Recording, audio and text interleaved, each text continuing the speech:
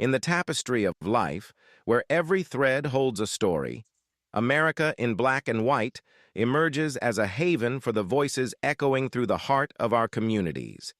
In this podcast, we wade through the rivers of our collective experiences, celebrating the vibrant hues of change brought forth by the whispers of hope and the roars of action. It's more than just a conversation. It's a journey into the heart of our society, illuminated by the light of those daring to dream and do. Join us, and let your voice be the melody that guides us toward a dawn where every color finds its place in the masterpiece of our shared destiny. Together, let's paint a future brimming with the positives that dwell in our minds and the actions that shape our world. Good evening, ladies and gentlemen, and welcome to another episode of America in Black and White, where we are coloring conversations on the canvas of America. Tonight, I'm your host, Charles King, and I would like to talk to you guys about to be a black man here in America. To be a black man in America is to walk with history on our shoulders and hope in your chest. It is to carry the weight of systems that were never built for our thriving, while still daring to build legacies that outlive us. Tonight, we speak not just for struggle, but for truth, not just of pain, but of power. Because the story of the black man in this country is not a monolith. It is a mosaic of resilience, brilliance, and unshakable purpose. This show is not for performance. It's for healing. It's for reckoning. It's for those who've been told to shrink, but chose to stand.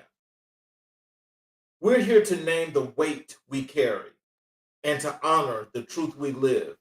So whether you're tuning in from a dorm room, a prison cell, a boardroom, or a barbershop, know this: your story matters.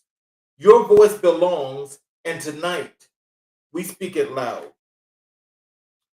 So this episode tonight, I just want you guys to know that the theme of this episode is about being a black man here in America, and what that means to be black and to be a black man, but the weight that's put on us in so many different ways that a lot of us, one, don't realize it, don't recognize it, and don't really think as to what's really causing a lot of the issues that we have. So I want you guys to know that this episode is raw, is unfiltered, is a reflection on lived experience of black men in America, and everyone has had a different experience. So just make sure that you guys understand that as I speak to this, a lot of people may not feel the same way, but this is what I'm sure the majority will feel. Okay, we're going to talk about the dual reality of brilliance and burden, legacy and exclusion, healing and harm through personal testimony and communal truth. This episode challenges you, the viewers, to listen, reflect, and to act. So, for starters, let me just say this.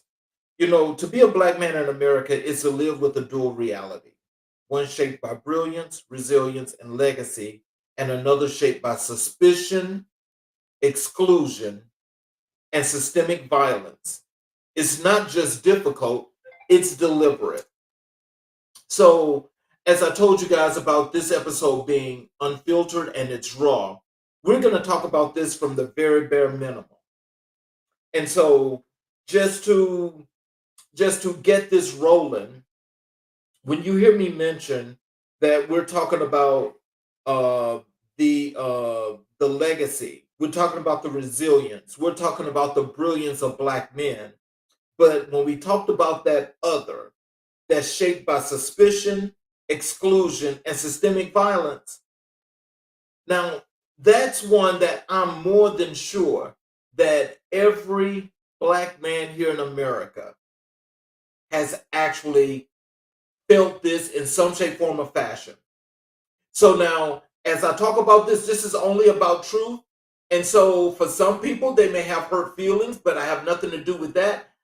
The purpose of this show tonight is to talk about our raw strength as black men, but also talk about the positives, but also we will talk about the negatives because there's a lot of things that we don't do.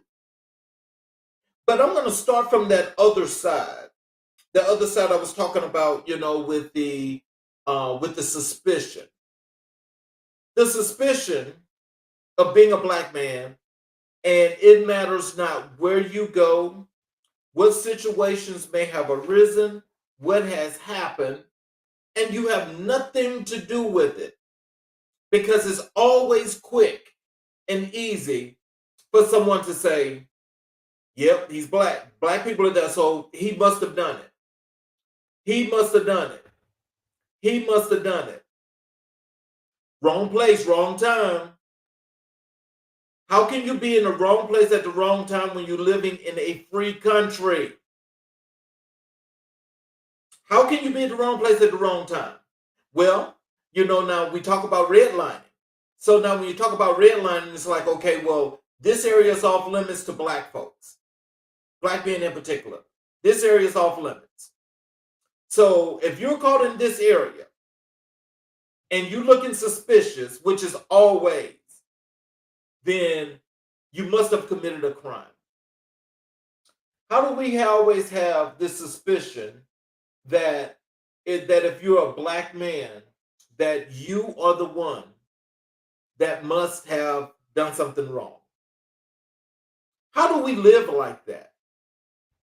How do we possibly live through those kind of experiences? That's the question that we need to ask each and every last one of ourselves, because when it comes down to it, this is where we have to always be our best. We always got to be a step ahead when it's not even about being ahead. A lot of us just want to just live our life and be happy. Well, so when we talk about that suspicion, so let me just tell you, to be a black man in America, what that looks like. Okay, let's start first at home. Now, you've got friends and family that will instantaneously categorize you and say, this is what you do, when that's not really the case. But from hearing it so long and so much, you start to take on these characteristics, and it's like, that's just who you are as a person, when that's not true at all. Which means people are dictating what your life is like, what your life is supposed to be about, because it's you. Well, no, that's not the way that works. And so, we're going to get into that and a whole lot more.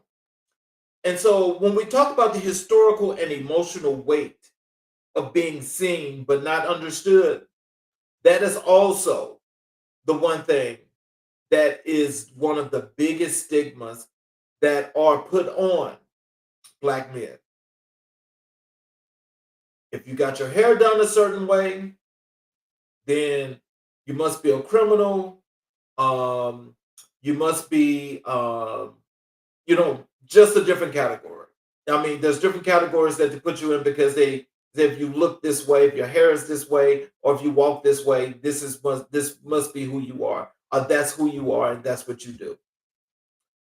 When you walk into a store, you're suspicious of being robbed, a burglar, or you just want to rob a place and you just want to kill people.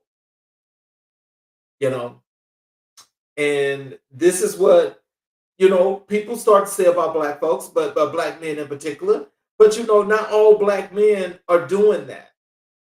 There are some that do those things, but it's not every black man. But every black man has that stigma. Now, the thing that's crazy about that is how many of us actually have the gall or the gumption to sit down and talk to each other and communicate in a real serious way that it really matters. Not quick conversations, because we all know that we had to have that talk in growing up, because we all had to worry about being shot and killed or arrested by cops, because we must have. And that's not even the case. But let mainstream media and America tell you that's what black men do. Black men are criminals. Black men are thieves. Black men are murderers. Black men cheat. Black men don't know what it is to be in monogamous relationships. Black men don't know how to love. Black men are mean. Black men love to fight. Black men are doing all of these things according to these people. That's not true. And so when it comes down to some of these things, we've got to end these stigmas. To set the tone, this is not a cry for pity, and it's definitely a declaration of the truth. And when it says a declaration of the truth, it's because these are the things that people need to understand and know right now.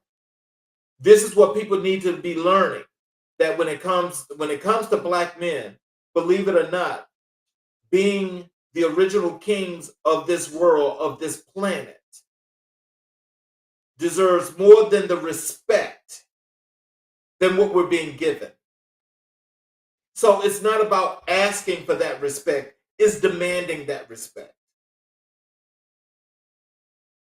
Each and every individual that's on the face of this earth, when you see a black man, you need to be giving out all the respect in the world. Because when it comes down to it, not only would you not exist if it was not for black men, you wouldn't even have the mindset to move forward and be who you are or what you think you are right now if we didn't teach you. That's why it's so important to have black men in classrooms. It's because the teaching is second to none. So let's talk about the burden of being seen. There are 4 burdens. There's criminalization before speech. There's economic gatekeeping. There's policing and surveillance. And there's emotional suppression. Let's talk about the criminalization before speech. As I mentioned to you guys earlier, when you see a black man, most people are instantaneously saying that there's a problem over there, somebody got shot over there. Okay, there's that black man right there. He probably is the one that did it. That's how criminalization goes in America when you see black men. Black men never get the benefit of the doubt, but always get the burden of the problems. But when it comes to the strength of holding up, not just this country, but people in all these different corporations, people in general daily living. When it comes to things that when you need emotional support, when you need strength, you're relying on a black man. You're relying on a black man. So now we have to carry this weight of being criminalized, and we didn't even do it, don't have the opportunity to say anything, but if you say anything, then you're brutalized and you pretty much nearly killed, if not dead already, from police. You get before a judge in the justice system, which we know there's 2 systems, you've already been convicted. So it says here in America that you're innocent until proven guilty. But when you're a black man, you're guilty until proven innocent. Now, that same stigma itself goes to black people in general, but it's especially for the black man. So why are we so criminalized in this manner? Now, like I said, I don't It does not matter what your ethnicity is. There's crime everywhere. Everyone, not everyone, but every ethnicity. People are committing crimes.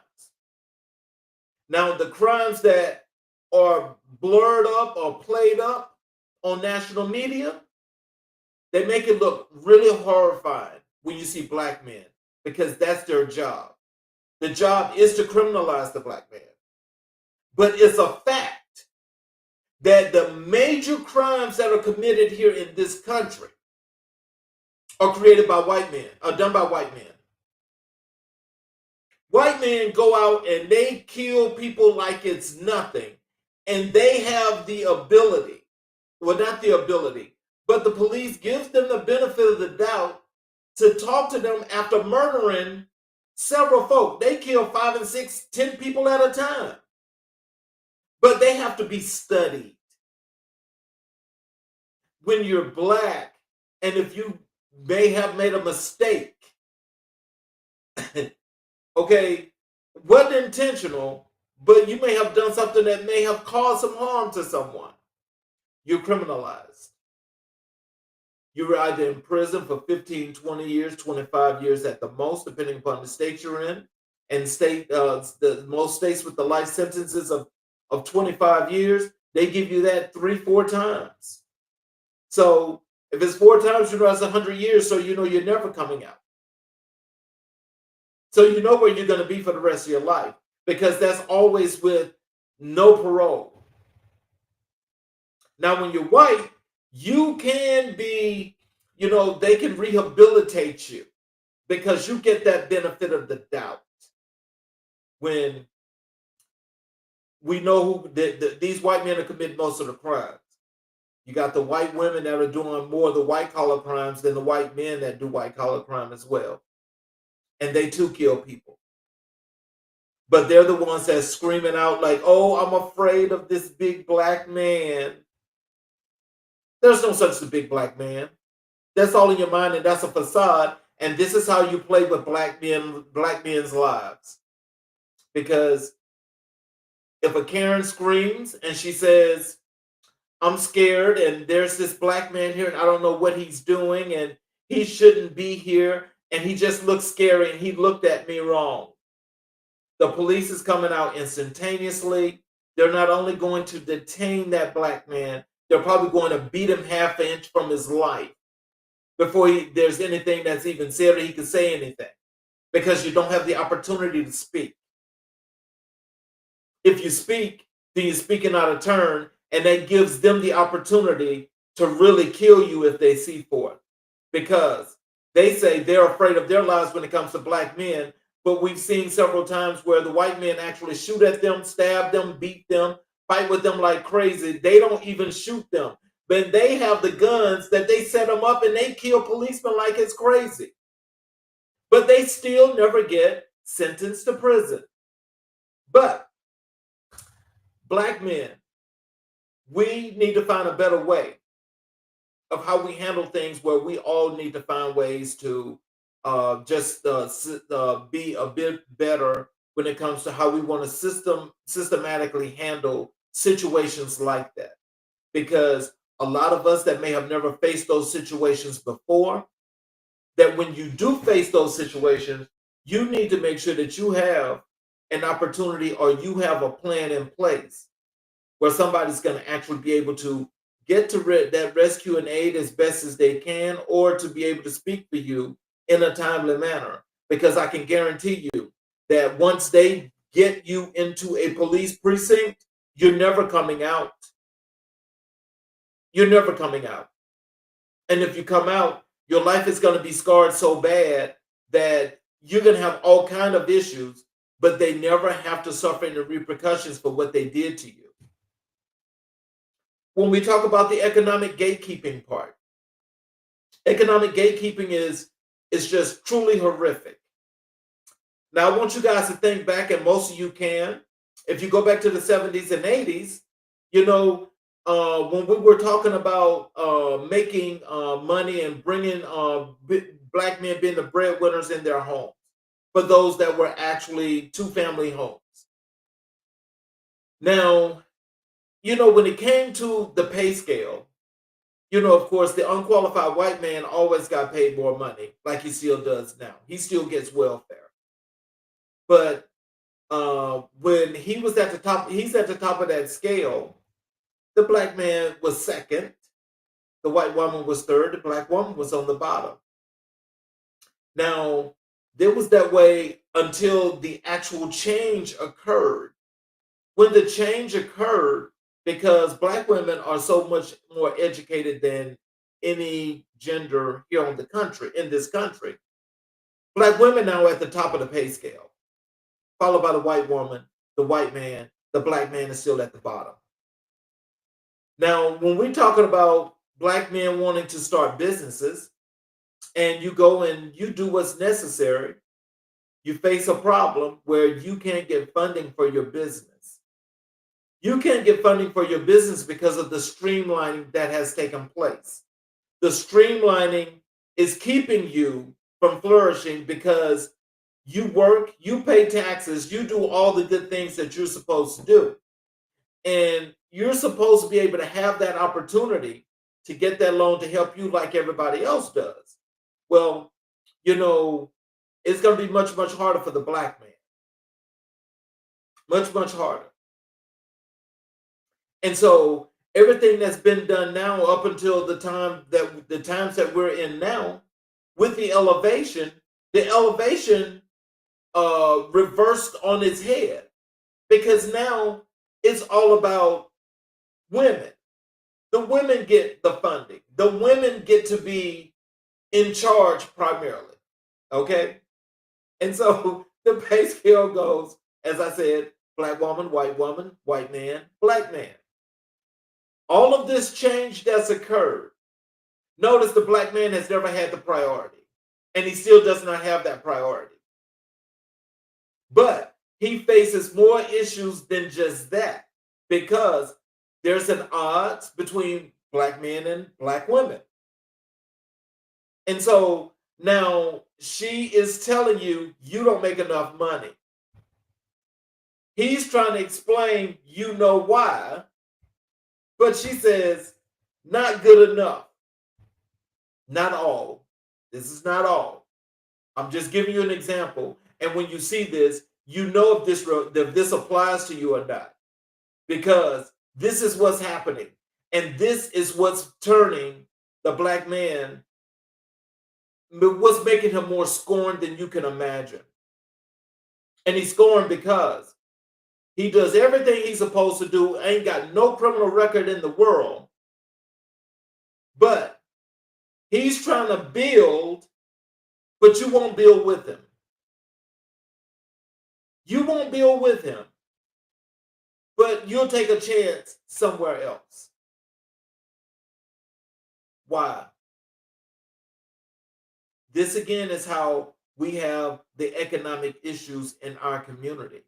Because if our communities were to come together and do what we're supposed to do together, that issue shouldn't even pop up. It shouldn't even take place. But it does. And it takes place because not listening, everybody's talking at each other, and that's all you got. That's all you got. Nobody's listening, but you're talking at each other. But the suffrage is that of the black man, and it's really horrible that it's still taking place and it's still happening. But when you see organizations that actually do some things to try to help the future leaders, these future young black men that's growing up, I mean, hey, my hands go off to them, because I like that. I like that, because we've got to do a whole lot to instill more strength and more growth and more of a learning opportunity for leadership with these young black men today, because these future kings of this world that's coming here in these next few years, we need to have them ready. We need to have them ready, because I can guarantee you, if they're not ready, and we understand the plight and the situation as to the young ladies, how they sit in this well-groomed position. They've been ready. But because you're ready, young lady, that don't mean that you turn your back on that young man. Because you guys do wonders together, not apart. Not apart. We've got to economically come together and build our communities. We need to keep those dollars circulating in our communities. We got to keep them circulating. But it does not happen if you don't work with that young black man. Because that's the important part. That's the thing that matters right now today. Building our communities. We got to help to open up these gates and do this on our own, because if it comes down to the real system is going to do one thing. It's going to create a further divide. And who needs that? Because it's all about dividing us anyway. That king that you know that you want to talk to and be with, go be with that king. And y'all make it work. That's what y'all got to do. There's no such as sitting around here talking some, oh, well, black men kill me. Oh, they just the worst at this. They just the worst at that. And when you say that, young ladies, are your sons like that too? Are they horrible? You don't want to put that on them, but you want to put it on somebody else. But you can't say that without looking at the man that's right there in your house. That's your son. Because that same thing that you're saying, somebody's going to say about your son. Let's get this together and let's actually build, create these businesses, because these young minds today can do all of that. These young minds also need to be helping those that are ready to pass that torch, because you got to work together to get this knowledge to keep going. That's how we do that. That's how we continue to build legacy. That's how we continue to keep our communities flourishing.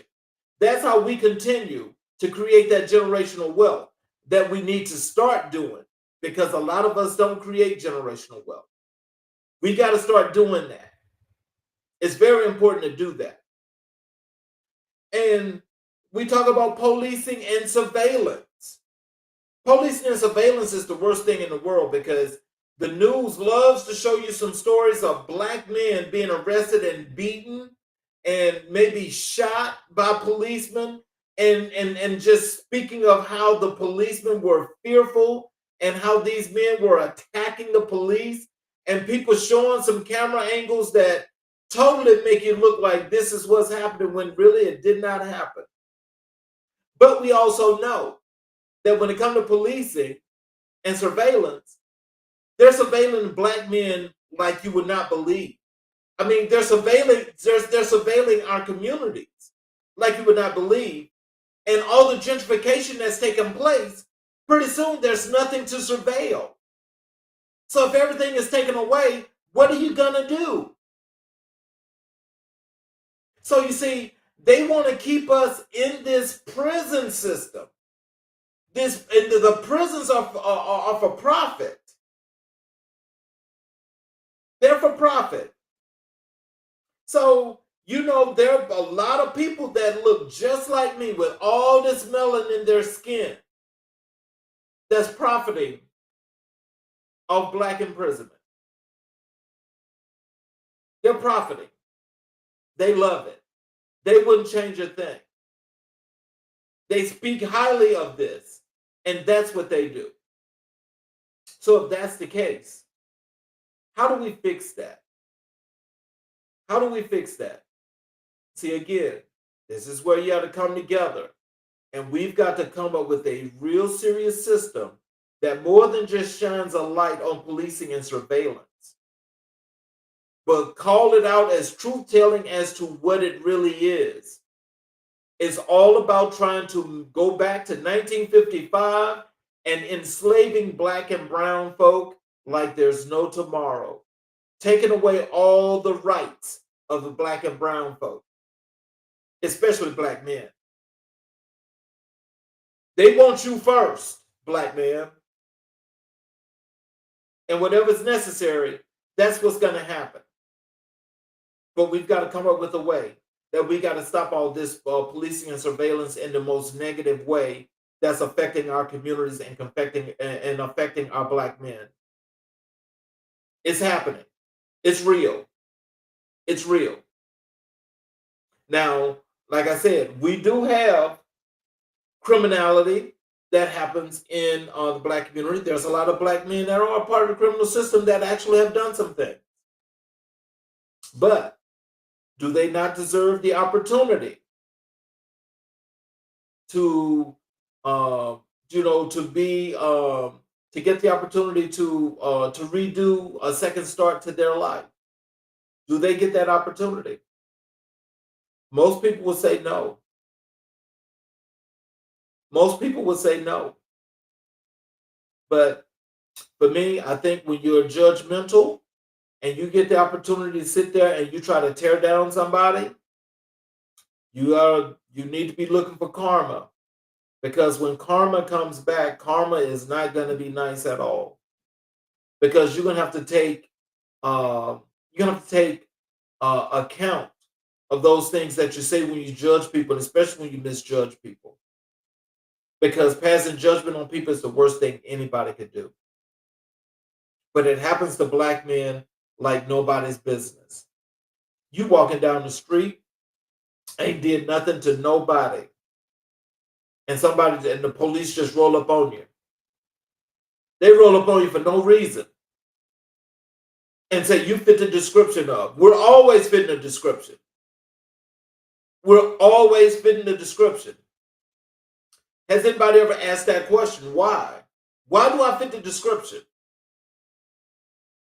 And you have to pretty much give your whole kidney to prove it wasn't you. It's crazy, but it's true.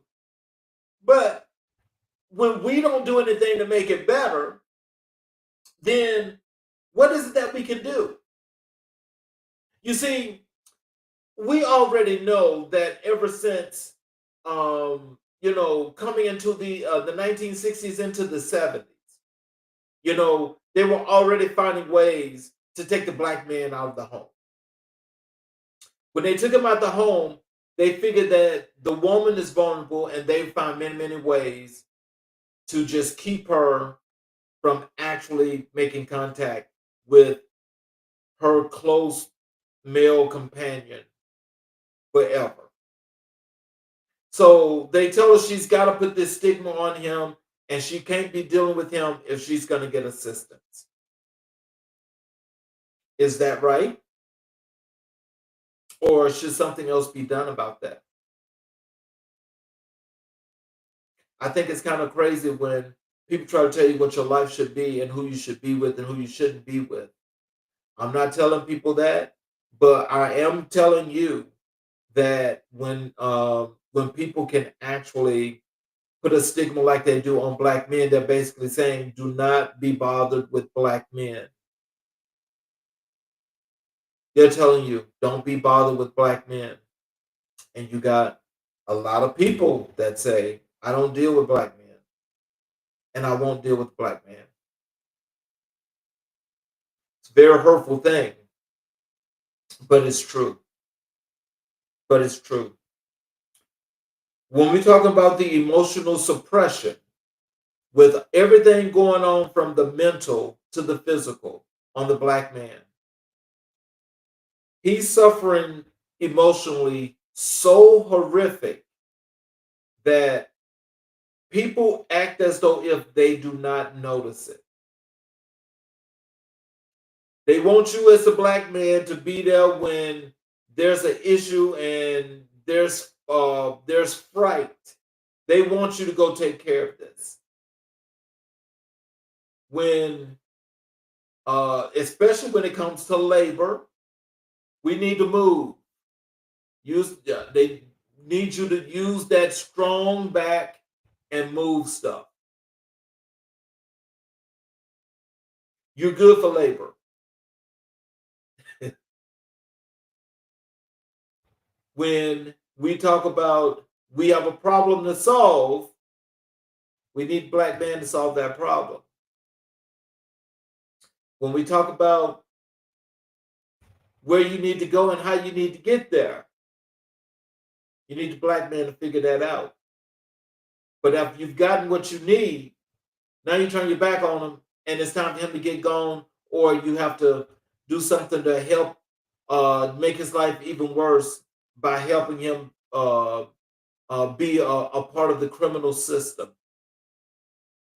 Use black men for what you need. After you get what you need, then you tell them to go about the business. You see, the families, which is so important, you know, it seems as though if black men are not there for their kids, there are a lot of them that are not, but there's a majority of them that are. But that's not the way black men are portrayed about their kids in the media. Let it be told, black men just don't. They just have babies and they leave them. That's not true. That's not true. But again, when he wants his rights to be around his kids, the mother says no a lot of times. She won't agree. She won't agree. But we've got to put these families together because everybody can survive on their own, true enough. Nobody's worried about survival because, if anything, that's one thing that you learn as a, especially a young black man. You learn survival, but it's not just about you. It's about that family. If we're going to build these families, then we need to do the right things necessary to put them all back together. You know, if you take a chance on driving uh, driving over into Tennessee and you live in Georgia, you take a chance with the possibilities of your car breaking down because it's got issues, but you don't take a chance on that relationship that you had or what you started with this black man, and you discontinue the relationship. No. Let me tell you something. Anytime you're in a relationship is work. There are going to be ups and downs. You can't pin the issue of a relationship on one gender and not the other because you're both involved. This is where you have to work if you're in a relationship. You got to work to keep that relationship. That relationship, don't just say, oh, we're just evolving, you're at 30 years. No, sir. There are ups and downs. With those ups and downs, you got to learn, you got to stick it out. At least that's old school because now I don't think people marry for love anymore. I mean, there may be some. I don't know. That's just me just thinking off the top of my head. But if you truly love someone and you've been together with that person for at least 15 years, that's love. The thing is, to keep it going, you've got to figure out what you got to do to keep the fire burning. Don't ever let the fire stop burning because once the fire goes out, you got a problem. Fire goes out, you got a problem. Because when you get that fire back on, it's going to take a lot of work, more work primarily, to get the flame going again. Because there's a lot of stuff that's being said, for one, that probably is not true, but it's just feelings that's just raw and emotional that's being spoken. But if you want that relationship, I'm telling you, you've got to work at that relationship. It's not fly by night. Relationships do the ups and downs. They do that. But because they do that, that don't mean that when it's down, they say, okay, well, we've had this run. Okay, bye. We're done. I'm breaking up with you. I don't want to be with you anymore. I'm divorcing you. Bye. No, that's not the way that works. So let me just tell you about this. When we talk about our community and we talk about the reflections, you know, I've seen, my grandparents together for a long time. I've seen other couples outside of my family dynamics that's been together for a long time. The same with myself. I've been in my relationship for a long time. I've been married for a long time.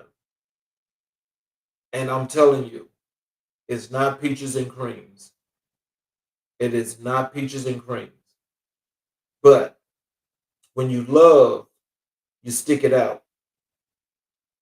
You got to accept the good and the bad, because if you're going to build a community, you're going to need to rely on each other in order to do that. You're going to need each other. So don't internalize the bias, especially when it comes to our own family. Don't even internalize the trauma, because the trauma is something that affects Black men more than people can imagine, as I said before. Because when you're a young boy and all of a sudden you've been thrusted upon as the man in the house and you're just 10 years old, that's trauma for that child. That's a stigma that you're putting on that kid that he does not deserve.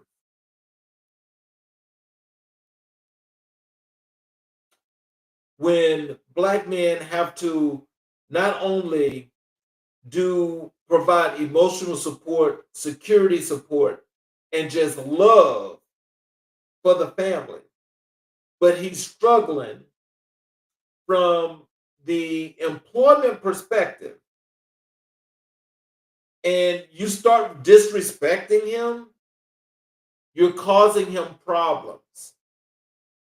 You're giving him mental issues that, one, he don't know how to deal with. He's not actually saying it to you, but he's got some kind of mental issue that's being developed because he wants to do better, but you're not giving him the benefit of the doubt. How do we work that out, and how do we make that happen? You sit down, you communicate, you talk, and you come up with a plan and you make it work. Because if he's down today, you could be down tomorrow. Stop piling on Black men like that. Stop doing that. Because, I think if you really look at how this looks, especially from a societal perspective, you would think that Black men are just always the worst, have had the worst character in the world. Do you hear people saying that about Martin Luther King? No, you don't. Was he a perfect man? Well, we don't know that, if he was, if he wasn't. But I can, when you just look at from the way his life has been talked about, hey, he was a really good man. But was he perfect? No, he was not.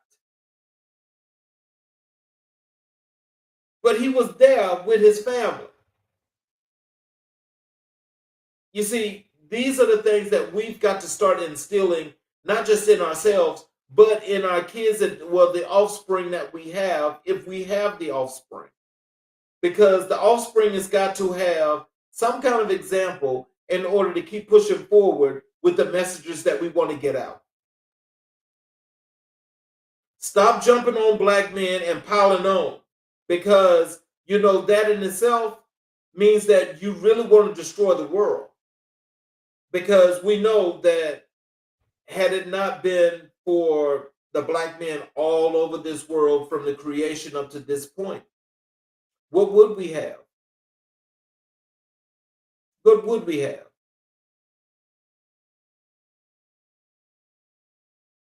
Treat that king the way he needs to be treated. And king, you need to make sure you take care of that queen the way she needs to be treated. One hand washes the other, and we have to do what we're supposed to do. when we talk about this economic gatekeeping and relationship strain, now see, from I broke down the historical pay scale issue and how that worked, right? But now, economic disparities affects romantic relationships and household dynamics. So now let's just call it for what it is. He has a job, but his job is paying less than his wife's fiance, girlfriend, whomever he's living with, his partner. His pay is less than yours. You're the breadwinner. So do you get upset because you make more money than him and you want him to make more money than you, so you feel like you have to have more of a break than you feel like he's getting because you think he's not doing what he's supposed to do? Is that honestly how you feel about it? Or is it that reality sets in and you realize that, hey, this is not where we wanted to be economically, but what can we do to make it better? Which means that you got to communicate and you got to work on it. Is that what you do? Or do you just say, nope, we just can't do this? You guys have got to start thinking about building these families and having the family dynamic that you know that your older parents, grandparents, great grandparents, uncles, aunts that you see have been together for a long time. They've been together a long time for one reason. That is, nobody ran away when times got hard. Times get hard. So does that mean that, because, you just don't like the way that situation look like? Or is it because your friends are telling you that you need to break up with them? If your friend is telling you that, you probably need to keep an eye on your friend. You probably need to keep an eye on your friend, because that means that your friend wants your husband or your boyfriend. She's telling you to break up with him because she wants him. We don't need to be playing these kind of games. What we need to be thinking about is life is serious. Think about the situation we're in right now today. How many families are out there where you got single family homes and people don't understand survival skills? And if you don't understand survival skills and understand what we're under right now at this present day, survival skills is not saying, okay, well, I can pay my rent and I can pay the light bills. No, that ain't survival. Survival, that's included in what you do to survive, but that's not just survival. Survival is going to be able to, especially when resources are short, you're going to be able to have to take all of this, and this is infamous. You have to take all of this and have to be able to bring it in and take all of those resources and get a little bit from each and know how to use it, when to use it, how much to use it, and why you're going to use it. You see, a lot of times when people start thinking that everything is about money, you start causing yourself a problem, because everything is not about money. People say, oh, money make the world go round. Yep, they also say money is the root of all evil. So that means that when it says the root of all evil, people will kill you for money. Family, friends, strangers, they will for money. At least what they perceive you got that you might not even have. Build your families. Build your families now. You go and find that king that you know that you're supposed to be with. You go find him and y'all work that out and y'all get those families together like you're supposed to. That's what we're supposed to be doing. You got all these idiots running around here on all these different platforms, all across the news spectrums and so forth. And everything that they're preaching separatism of black men and black women. A lot of you are not even looking. A lot of you are not even looking. But you have to come together. We all have to come together. But I'm just telling you, we need to build our tribe the way it needs to be built. We need to be building these tribes right now. Not tomorrow, not next week, today. So just in this whole situation, I just want you guys to know that the toll that this takes on most black men is really, really horrible, because a lot of times he just feels like, one, he don't get a break, nobody cares, and when he tries to say what he needs to say, nobody's listening. Why? Why don't that king deserve the respect that he's giving, and when he's trying to put forth his best effort to make life that much better, not just for himself, but for those that are in his close knit circle. That is, if it's his family, he's trying to do things for his family. If it's for the external family as well, he's trying to do things for the external family.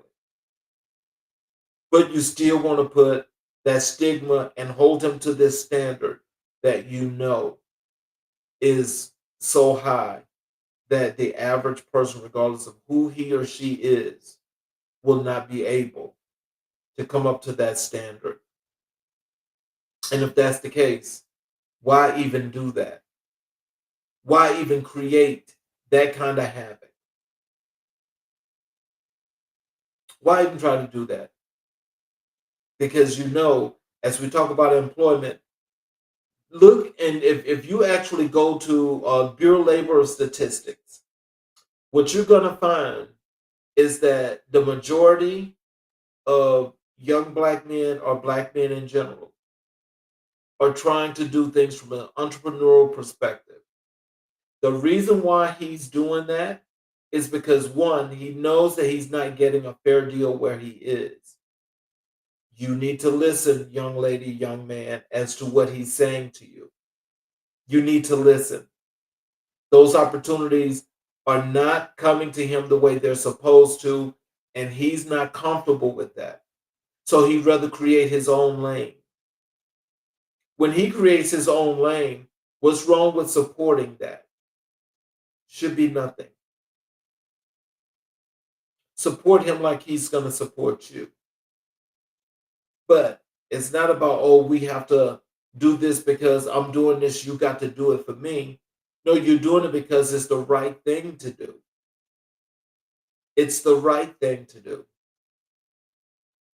This is how you get to that point of actually growing to start creating generational wealth. Because once you start creating generational wealth and you're building your family, everything is there within your whole entire little tribe that you created, and you're making magic happen. So I'm going to talk about the justice system and mental health.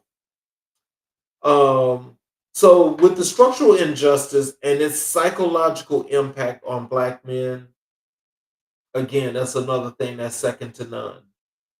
We have a stigma in our community that black people don't go see therapists. Black people don't go see psychiatrists. You don't talk to no counselor. You go to church. You go to church. And when you go to church, church is going to solve all of this for you, because you're going to get that spirit. Spirituality a lot of times is not where that is. But that works for some people, and I'm not cutting it short. I'm just simply saying that when it comes down to it, you have to. You have to do the right thing when it comes to building your family. You have to do the right thing. Because the mental health situation is getting worse. It's getting worse. And it doesn't matter where you go, who you know, what you're starting to see, you're starting to see a lot of black men that just do not have the actual, uh, the capacity to continue under the pressure which they've been put under. That pressure is like just too much. It's too much. And knowing that, as I say, in the black community, we don't go to therapy. Most of us don't go to therapy, shall I say? Not everybody. Most of us don't go to therapy. Especially if you're egotistical, then you're definitely not going to no therapist because you feel like you got it. Nobody can tell you what to do. You got it. But I've got to say, there's nothing wrong with counseling and therapy because when you do it, believe me, you'll feel much better. I've done it several times myself. And I'm going to tell you that after every therapy session I've ever had, I felt more than just comfortable. I felt more than comfortable.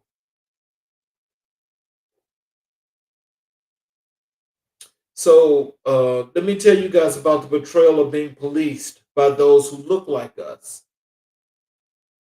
Now, this is an issue that I don't know how any of you that's in law enforcement and you got the same kind of melon and you in your skin and you look like me and you can sit there and you can unequivocally say that you're doing your job. You're doing your job to show out that you are doing the work of those that want you to do the work, to try to dismember, to try to destroy, to try to be as disruptive as possible in that black man's life. See, they won't do it, they'll let you do it. And you do it because if you don't, then you're not going to have a job.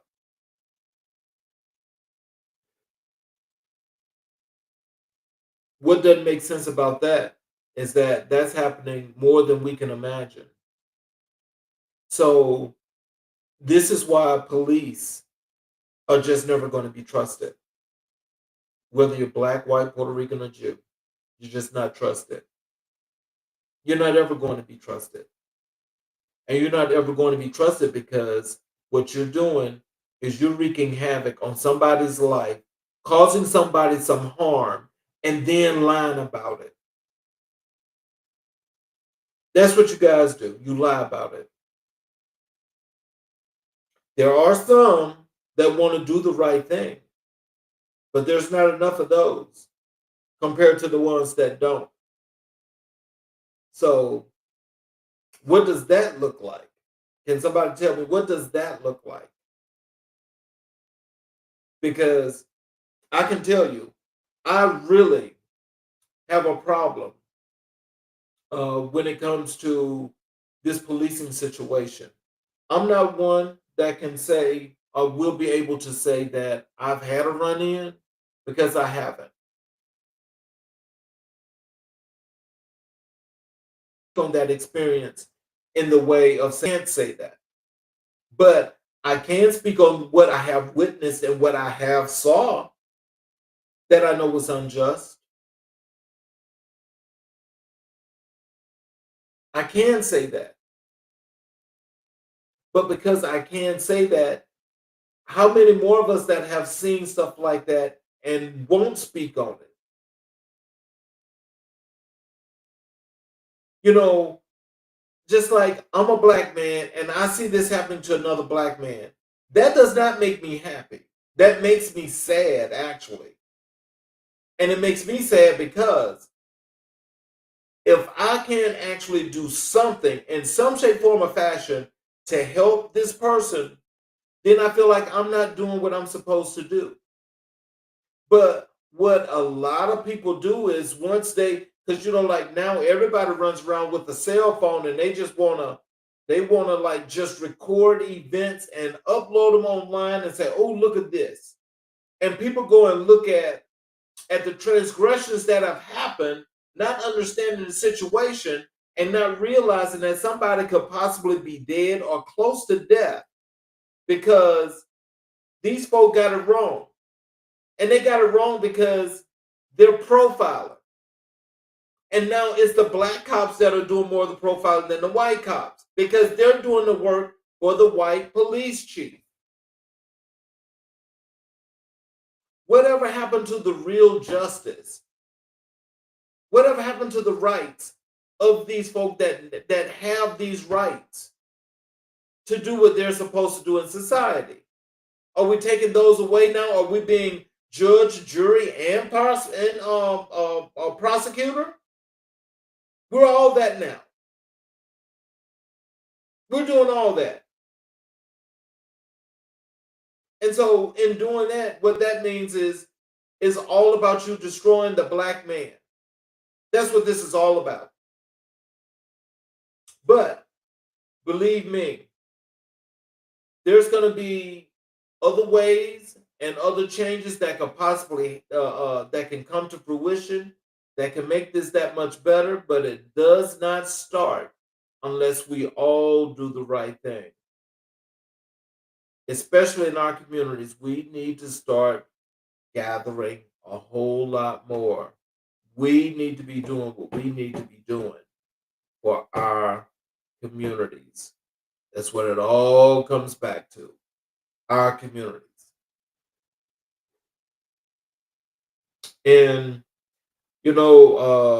this last question on this justice system and mental health is, will they be here for me when I need them? That's the burning question. That's what the black man is asking in his mind of either of family, friends, and other folk that he knows. Will they be here for me when I need them? Because I am there for them. This should make a lot of people wonder and think about if you call yourself having a friendship with somebody or if it's one of your relatives that you have actually turned your back on him when he was in a bad situation and he needed you most. You wouldn't even think about asking him when the situation is about you. But now that it's about him and he needs your help, you're not going to be there for him.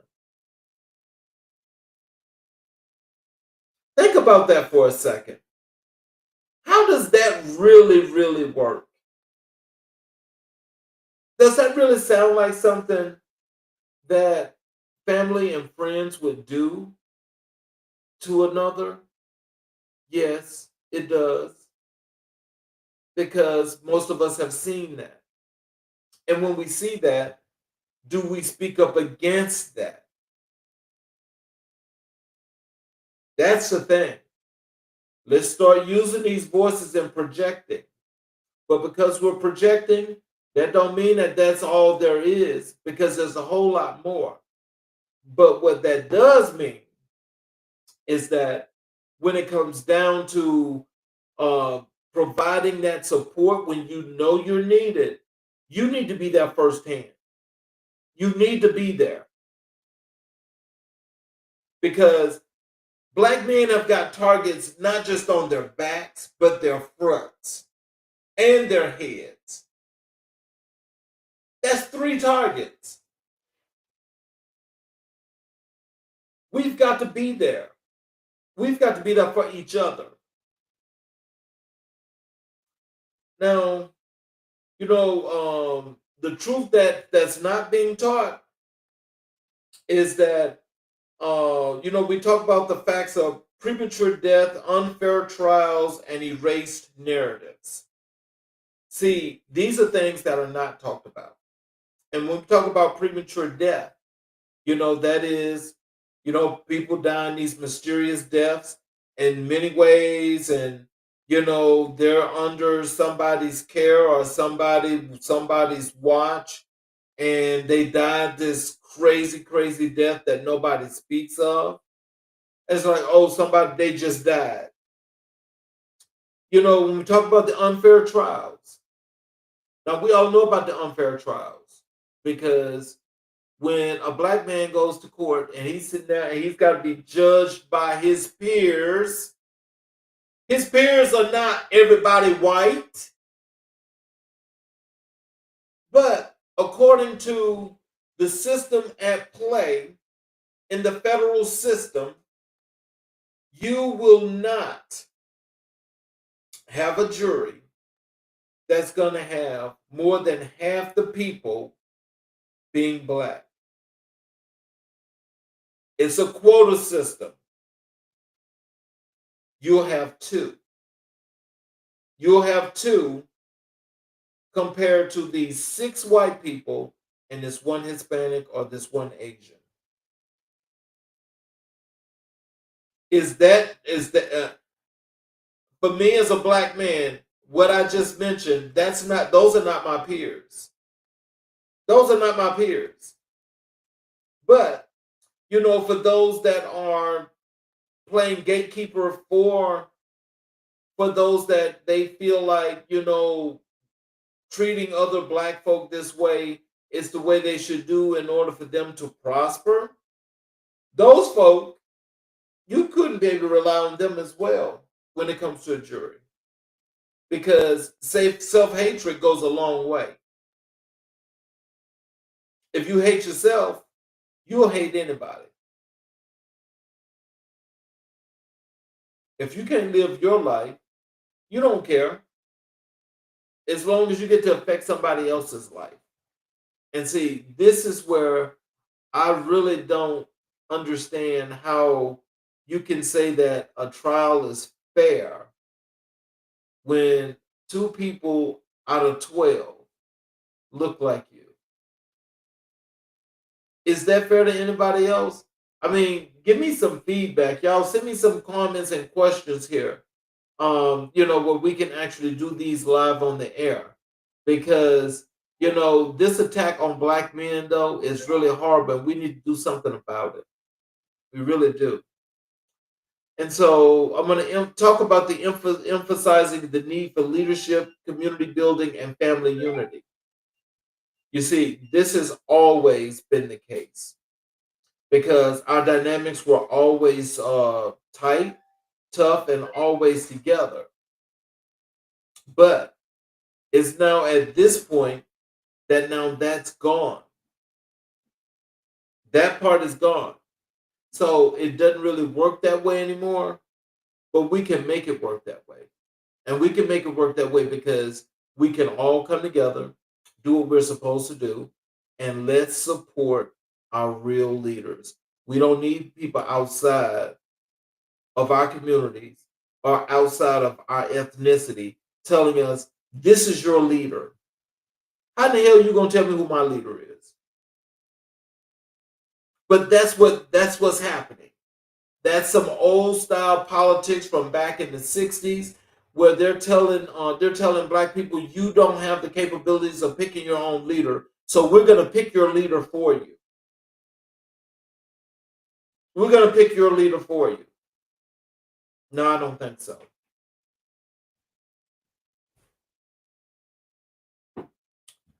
And so we're going to reclaim the narrative here. You know, this when we're talking about, you know, how they're erasing our story. Now, they don't went too far with that, but now everything that the black man has done, these people are trying to find a way unequivocally. They're finding a way unequivocally to just let it be known that this ain't a part of history and it's not going to be in the books. That's what they're doing. So it's one of those things, yeah, we expect that, but you know, the truth is the truth. We all know that the original and person on the face of this earth was a black man. We all know that. We all know the story about Adam and Eve. We all know the story about Jesus. We all know that the original Bibles over in Ethiopia that was stolen and rewritten, and they come up with this King James version. We all know that. We know about all the other books that have been written by especially famous black folk that, now they want to just totally get rid of them and they don't want people to know about the historical context. Who are the real leaders of this world? The real kings were black kings. The queens were black women. That's original. Those are in the real books. But the remade history and everything about the culture of being black was stolen, and now you see the white folk doing that stuff now and talking about, oh, they've been queens and kings for millions of years and all of this other good craziness, and that's not true. What we got to remember is that white folk didn't even know how to clean themselves. The Moors actually migrated from Africa over into Europe and taught them how to clean themselves, how to be civilized, brought them out the caves to teach them.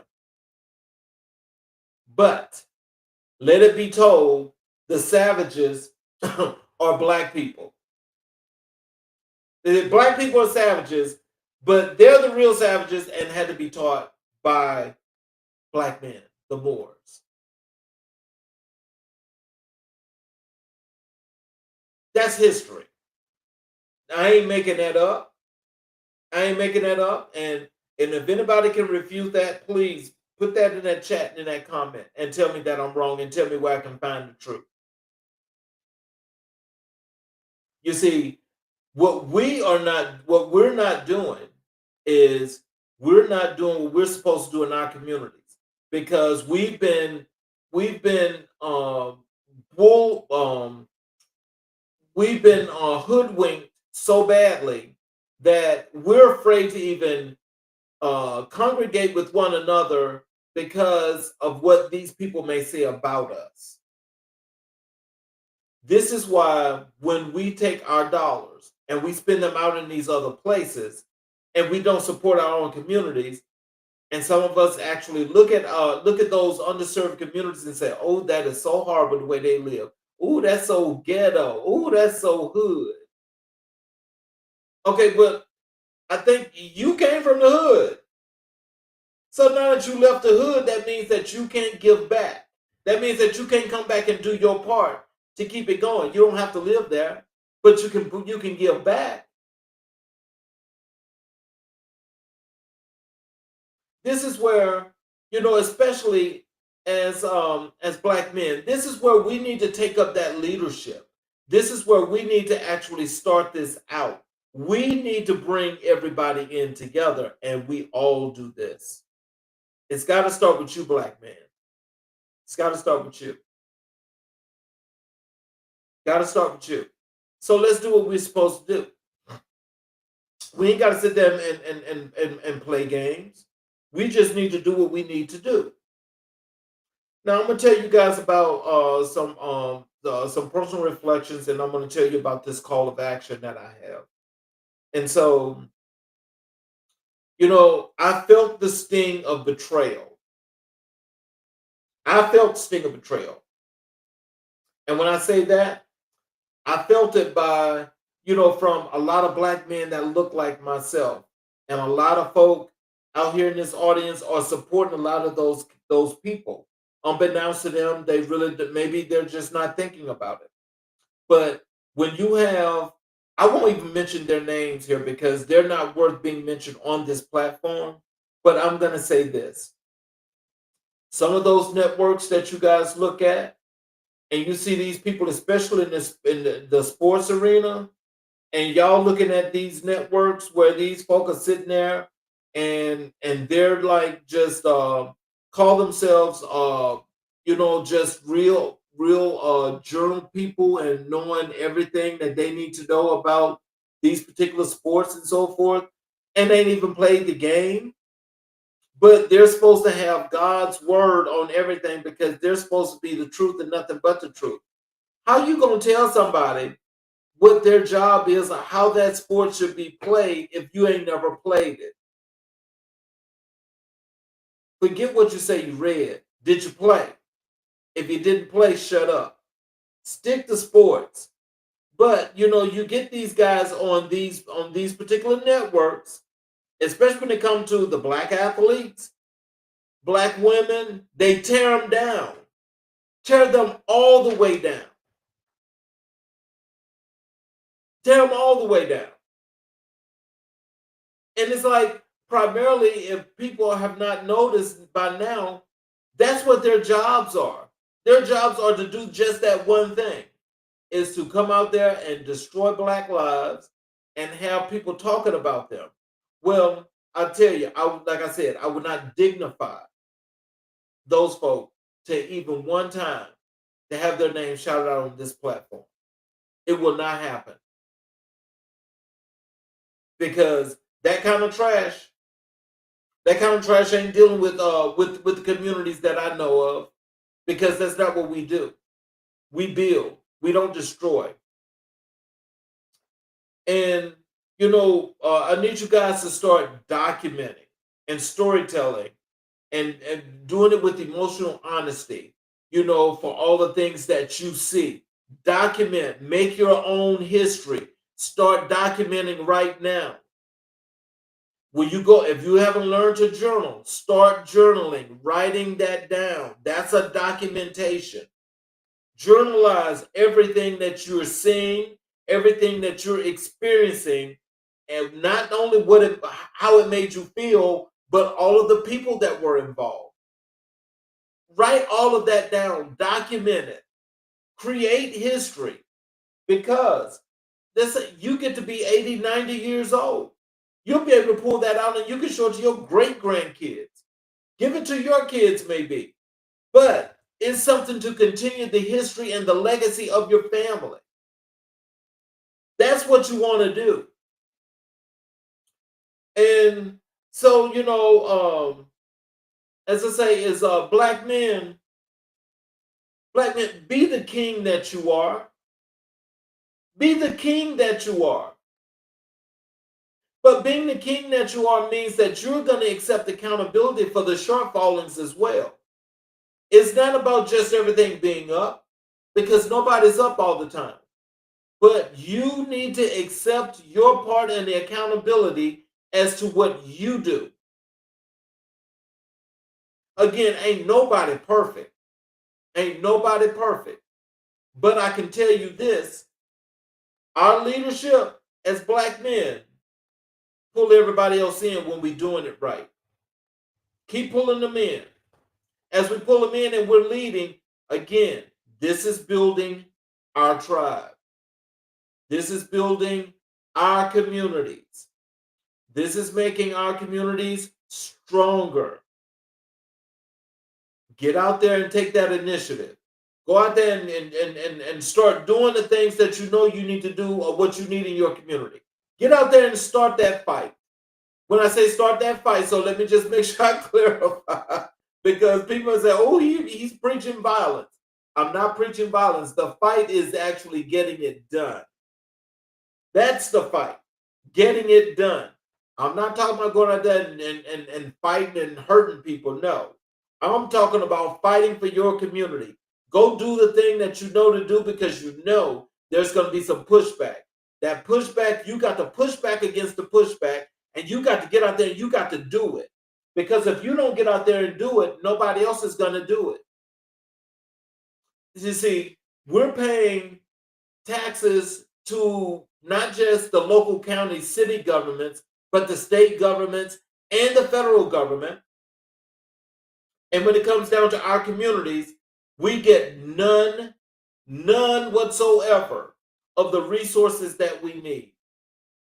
And we get none of those resources, which is causing our people to run from their communities to go live in what they call white communities in order to get what they say they need, when only thing they're doing is creating a place that's going to create the white flight, where they're going to come back to where you are, and you're going to be outside looking in. That's how the gentrification thing works. That's how it works. But there's not enough people fighting for their communities to keep that out of their communities. Build your own community. Build your own community.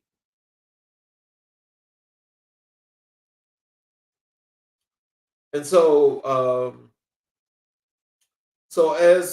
as we get down to this last part, of the show, I want to thank each and every individual that was here this whole time, and those that enjoyed the show, because it's very important that I speak out about Black men in general. We've got some that's got some shortcomings, but the majority of us are actually doing a positive thing. I'm inviting you all here into America in Black and White because what we do is nothing but Black excellence.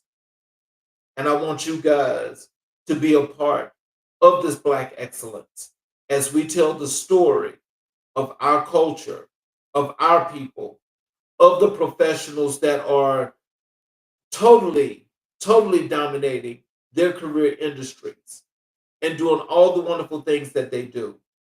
Those things American Black and White does not exist without those people. And you guys have seen each and every last one of those individuals as they've come here to the show. So as they've come here to the show, they've come here to do one thing. That is to display the Black excellence of what they're doing in their communities and how they're contributing to building their communities. When I think about all of the things that we've gone through, we've got to remember one thing. When we can see ourselves in a positive light, that is looking in the mirror, then we get that same outlook. When you come into America in Black and White, when you're on this show, you get Black excellence. You get exactly what we need you to get because we want you to be at your very, very best. Everybody can participate in this show.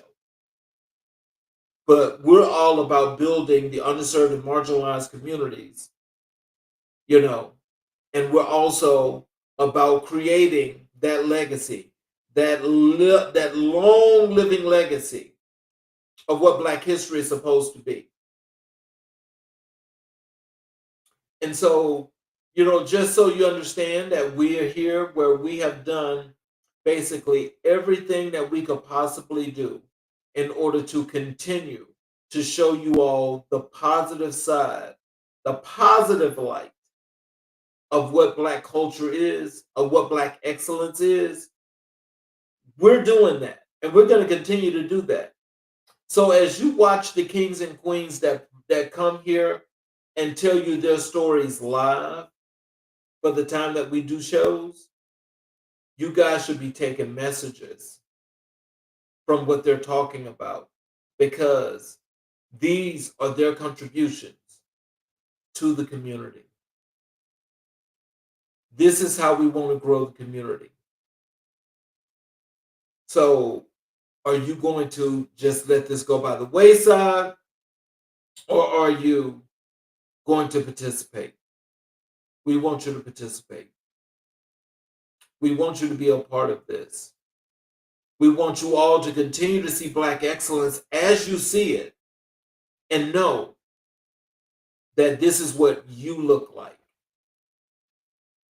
And I want to thank you guys also for knowing that, for the opportunity and knowing that now we've issued our third issue of the magazine AMIBW. That magazine in itself is setting a standard. It's going to continue to set a standard for years long and past.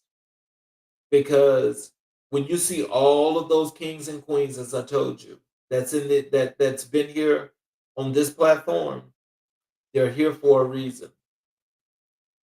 And my hat goes off to all of them that's been here because they've contributed to what this legacy is about. They've contributed. And I want to thank you guys because, it really means that much, not just to me, but for those that really need this uplifting and to be a part of something like this that's so dynamic that is able to touch for miles and miles away. And so that's what we aim to do. We aim to please, and we aim to keep you guys, here as a part of our platform as we go out. And so, in closing, I just want you guys to understand this. We've heard the echoes of pain and the roar of purpose. We've named the burdens and the celebrated and celebrated the breakthroughs. And if nothing else, let tonight be a reminder. To be a Black man in America is not a curse, it's a calling. A calling to rise, to build, to protect, and to tell the truth, even when it shakes the room. We're not just survivors, we are architects of change. We are not just statistics, we are storytellers of legacy. And as we close this chapter, remember, the weight we carry is real, but so is the strength we wield. Keep building, keep speaking, keep living your truth because the world needs it, and so do we.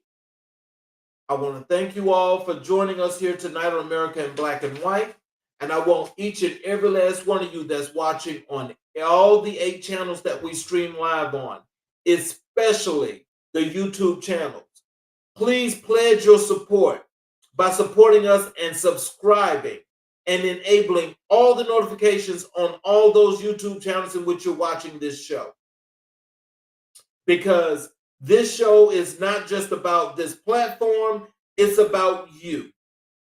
And it's about you having the opportunity to see people in the light in which you are coming into, to expand and to grow and to be those people that you have always aspired to be. I'm your host, Charles King. I want to thank you guys for joining us tonight. Join us again tomorrow night on another episode of America in Black and White, where we will continue to color conversations on the canvas of America.